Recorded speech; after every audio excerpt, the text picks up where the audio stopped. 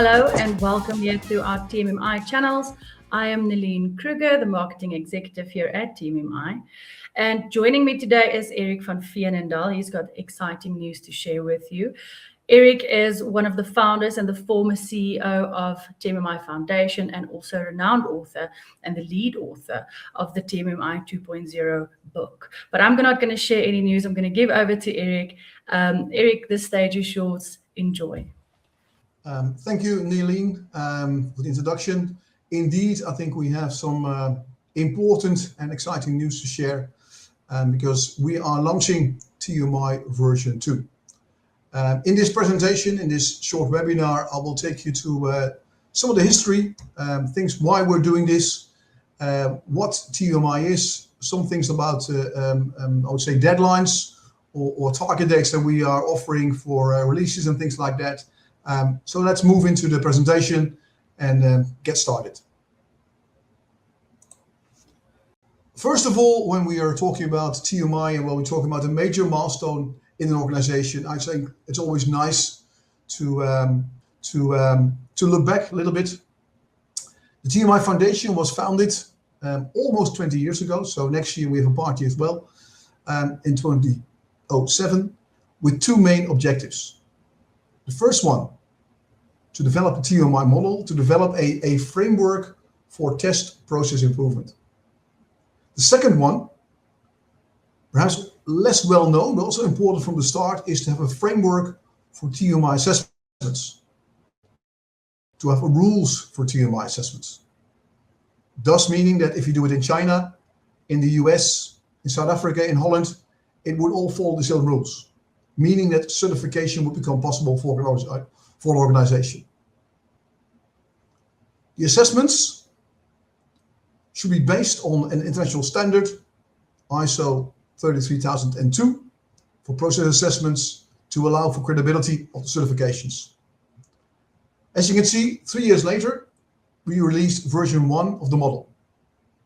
At the time, 2010, it was still, let's say, very much V-model based, sequential development. It was based on IEEE standards like IEEE 829 for test documentation, 1028, I think, for reviews and things like that. And, very important, there was still a large portion of CMI in there. We were a, let's say, complementary model to the CMI. This is how we started. Things developed over time. Agile came about, DevOps later on, AI today. So we didn't really update our model. We said, let's develop some interpretation guides. That means if you look at the, then I think you should look at these interpretation guides and it will help you. How does this work in an Agile context? How does this work in a DevOps context? And very recently, how does this work in an AI context? And interesting to say that especially the interpretation guides have been the most downloaded documents from the TMMi Foundation website. So the history is being built around the TMMi model and several guides, how to do this in Agile, how to do this in DevOps, how to do this in AI. So where are we today? If we look at TMMi today, we are now officially the world's leading model. A large study was done by IEEE Software. They looked at all kinds of models available for test process improvement. And the number one, by far, today is TMMi. So we're proud to say we are number one, not just us saying that, I think someone independent saying that. We did surveys through our customers, together with universities, that showed that 94% of our customers are experiencing benefits in product quality. 78% experience benefits in efficiency. And I challenge you to find another method that has these kinds of numbers. We're also seeing that the number of certifications over the years is growing. So we're a growing market. And based on surveys, research, we expect the number of TMMi users worldwide is 15,500. So I think we've achieved something. Who is using TMMi? Well, you can see some very nice logos there. I just put some, not really random, but it makes me proud. The Bank of China, BNP Paribas, Bank of England, Home Office, Dell, Ministry of Finance, and Energy in Saudi Arabia. These are all really big customers. So we see IT companies picking up TMMi. We see finance picking up TMMi. And last but not least, but it became recently bigger and bigger, we see governments picking up TMMi. Let's move to what this is all about, TMMi version 2. And this is, I think, a way of thinking, if you want. Why did we do this? I think I've been in testing a long time, and we've seen, hey, things are happening. There is now all kinds of test automation happening.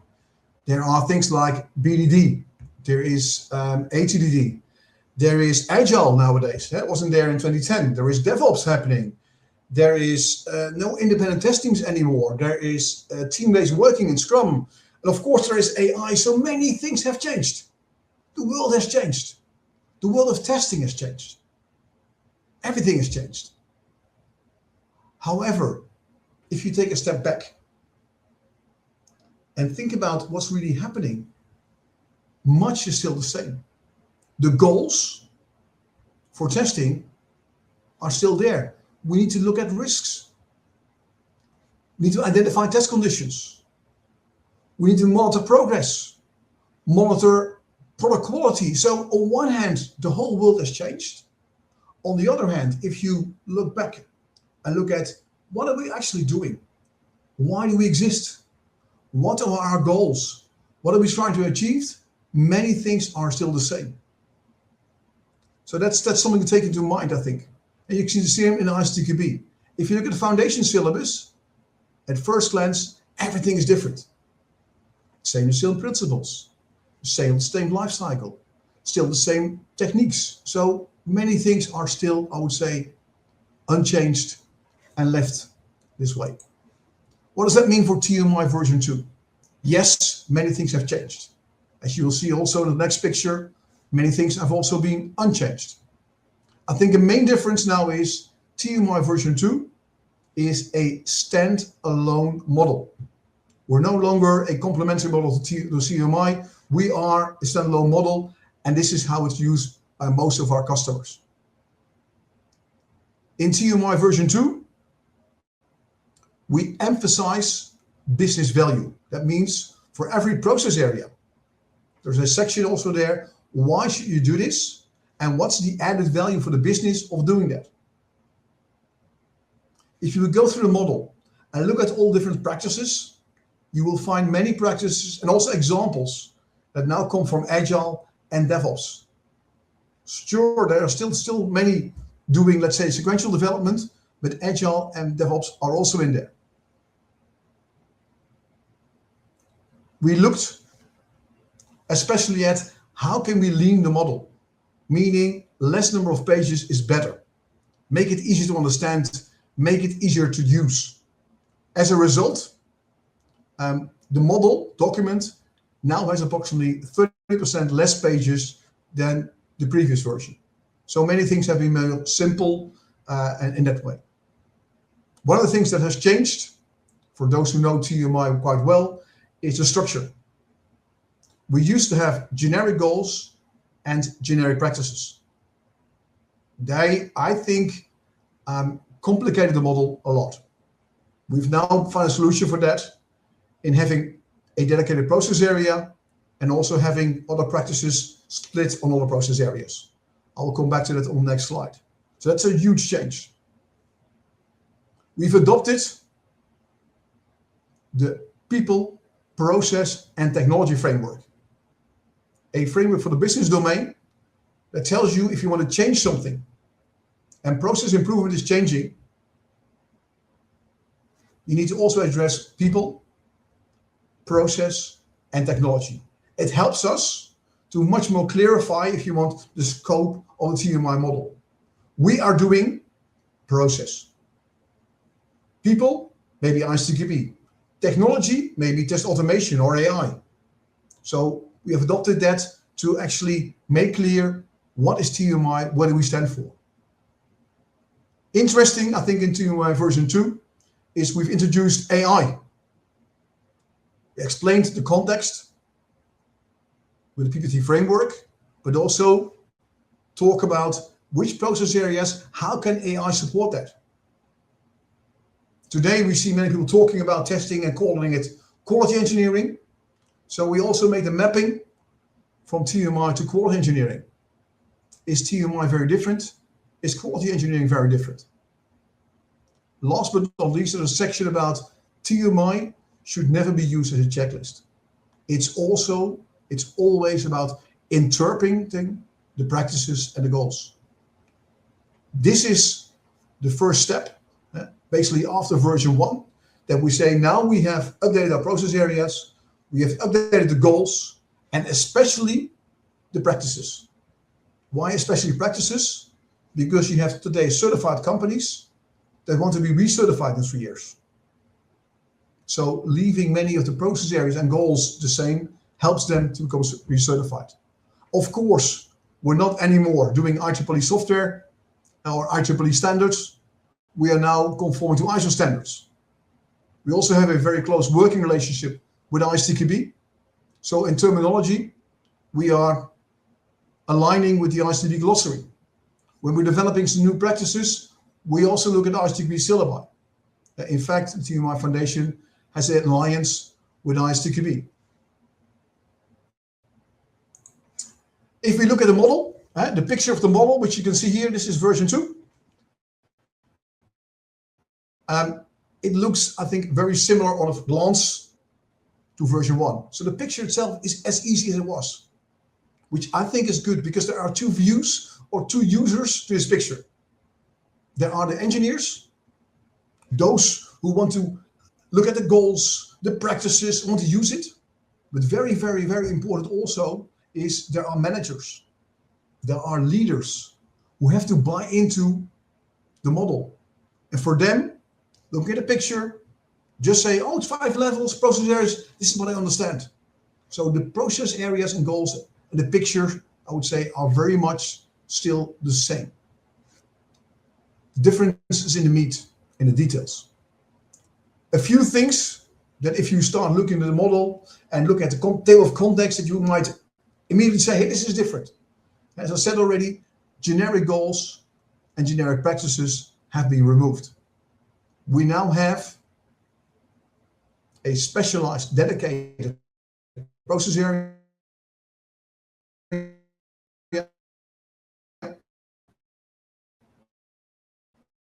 And like people, governments in place, all these things. And partly there are also elements which are now in the level 3, which is called test process integration process area. We used to have a goal at level 3, master test planning, also called project test planning. I think project test planning, master test planning came about from when we had independent test teams, large test teams working sequentially. Today it's different. We work in teams, small teams, sometimes 8 persons in sprints. So the goal itself was removed from the model. However, if you still need master test planning, it's possible. For end-to-end testing, for instance, it's now part of the test planning process area level 2. This is an example of how it's leaned and how it's made more easy to use. The same applies to 4.3, advanced reviews. Advanced reviews was developed for large documents, sampling, measuring product quality. Again, large documents is not something which we have today in our DevOps and Agile context. So this process area was removed. And the things which are still relevant today, the practices are now covered by 2 other process areas, peer reviews and product quality evaluation. Another example, and then I'll stop with the examples, is there was a goal, level 5, reuse of test assets, or better, reuse of test process assets. From practice, we got feedback this was never very beneficial and didn't have added value. So what's been created now is at level 3, there is a best practice process and this best practice library. Also aimed at reuse, but much more practical. Again, an example of leaning and making the model more smarter and more ready for the future.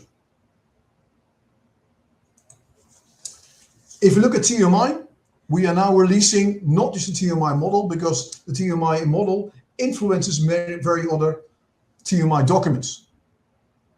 So the TMMi model, yes, released today, but also a dedicated release document describing all the changes at process area level, at goal level, and at practice level. Not only explaining them, but also providing the rationale for each of them. The general brochure has been updated, but of course also in line with the TMMi model, we have an exam, TMMi Professional.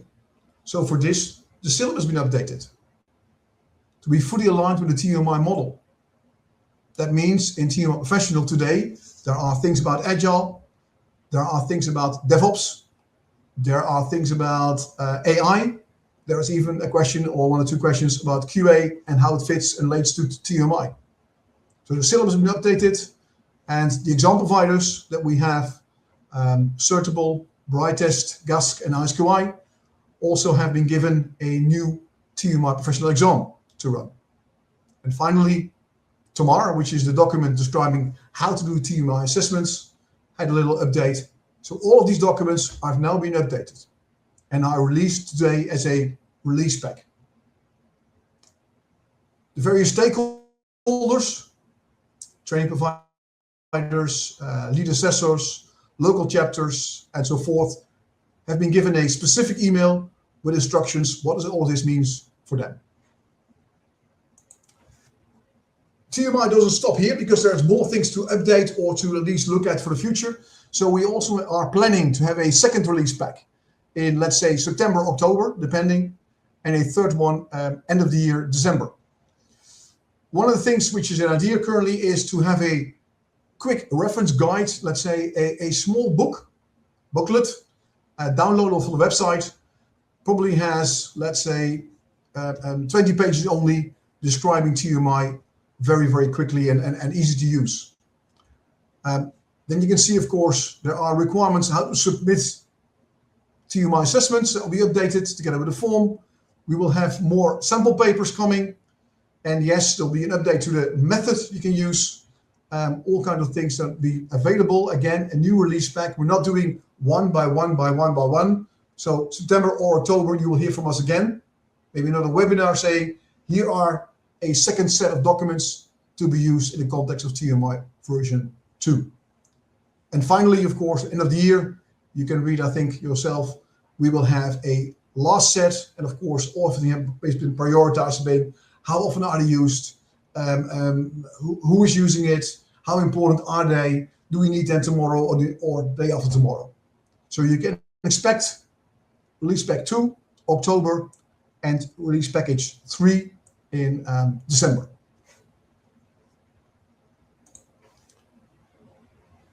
Two very important rules, and 2 questions that we got from many customers, users already.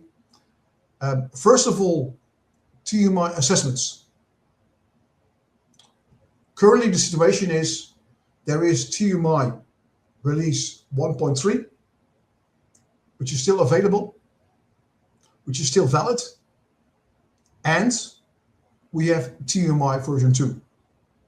If you're currently developing your processes based on release 1.3 and are preparing for a formal assessment to become certified, that's still possible. So formal assessments can be submitted based on TMMi model release 1.3 until August 1st, 2027. So basically to the middle of next year, 1 more year from today. Assessments based on version 2 can, of course, be submitted from now on. The second important rule we have, or important rules, are for TMMi Professional. certification program for individuals. First of all, everyone who is today passed, this certificate remains valid. So current certificates will remain valid. You will remain to be a TMMi professional. If you want, you can retake the exam to see, do I also understand version 2? But no need formally. The same thing here applies as with formal assessments. Exams based on the current syllabus, and again, this is release 1.3, can be taken until August 1st, 2027, in case you need. Of course, here also, exams based on new syllabus, based on new model, are available, I would say, from today onwards. Last but not least, I think Nadine already said, Erik is the lead author, but lead author means many people contributed to TMMi version 2. So you can see here a list of those who have actually played a role, provided feedback, wrote some parts, did editing, and so on and so on. So thank you very much to Rogier, Kathleen, Suresh, Clive, Adrian, Matthijs, Poonam, Kin, Alfonsina, Matthias, Erik, Ella, Meow Meow, Sisek, and Kelly. Without you, I think this would not be possible. I wish you the best of luck using the new TMMi model. It's available. Start having a look at it.